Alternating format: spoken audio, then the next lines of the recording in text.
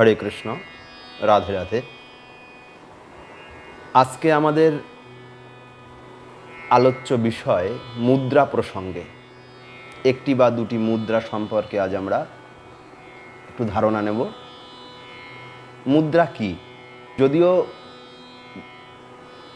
বৈষ্ণবীয় অর্চন ক্ষেত্রে মুদ্রার তেমন ব্যবহার নাই, তথাপি ভগবানকে সন্তুষ্ট করবার জন্য হাতের কিছু বিশেষ ভঙ্গি যা মুদ্রা নামে কথিত হয়। তো প্রারম্ভে আমরা এ হাতের 5টি আঙুল সম্পর্কে পরিচিত হব।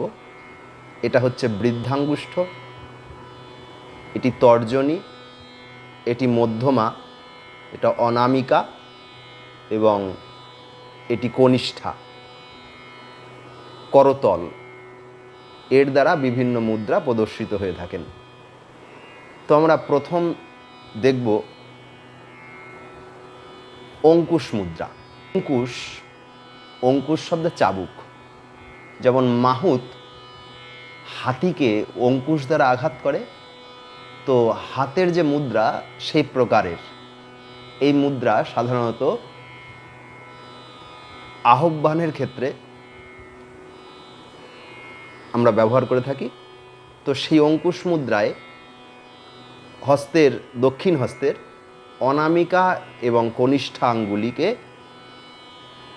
বৃদ্ধাঙ্গুষ্ঠর দ্বারা ধরতে হয় এবং মধ্যমাটা সোজা থাকে এবং এই তর্জনীকে মধ্যমার সঙ্গে লাগিয়ে তাকে সমকোণে বেঁকাতে হয়, অর্থাৎ 90 ডিগ্রি অ্যাঙ্গেল। আপনারা দেখতে পাচ্ছেন এই যে জায়গাটা, তর্জনীটা মধ্যমার সঙ্গে লেগে থাকছে এবং এটা সমকোণে বেঁকানো থাকবে, 90 ডিগ্রি অ্যাঙ্গেল হবে এখানটায়, এবং এই দুটি আঙুল বৃদ্ধাঙ্গুষ্ঠ ধরে ধরা থাকবে এই প্রকার।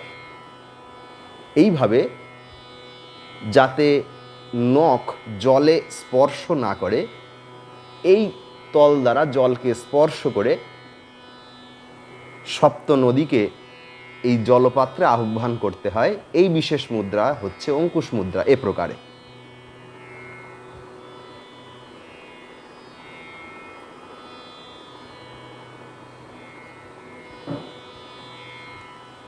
এবার আমরা দেখব মৎস্য মুদ্রা। মৎস্য শব্দে মাছ, তো মাছের দেহাকৃতি এই প্রকারের হয়। আমরা যা হাতের দ্বারা দেখাবো এ প্রকার মুদ্রা সাধারণত আচ্ছাদন মুদ্রা। কোনো ভোগপাত্র, পঞ্চপাত্র,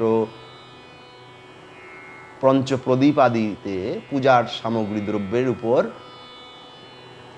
না বিভিন্ন সংক্রামণ থেকে আচ্ছাদনের জন্য এই মুদ্রা ব্যবহার করা হয়ে থাকে।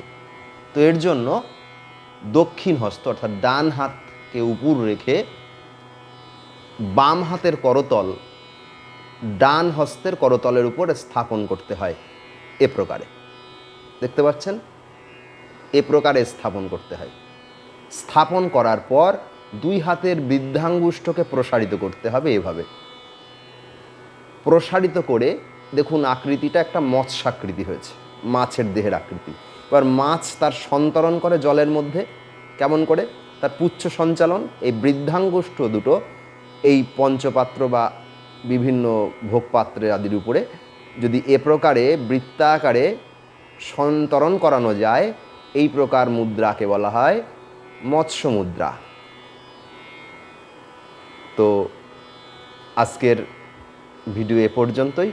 আবার দেখা হবে অন্য কোনো ভিডিওতে, অন্য কোনো মুদ্রা বা অন্য কোনো প্রসঙ্গে। হরে কৃষ্ণ, রাধে রাধে।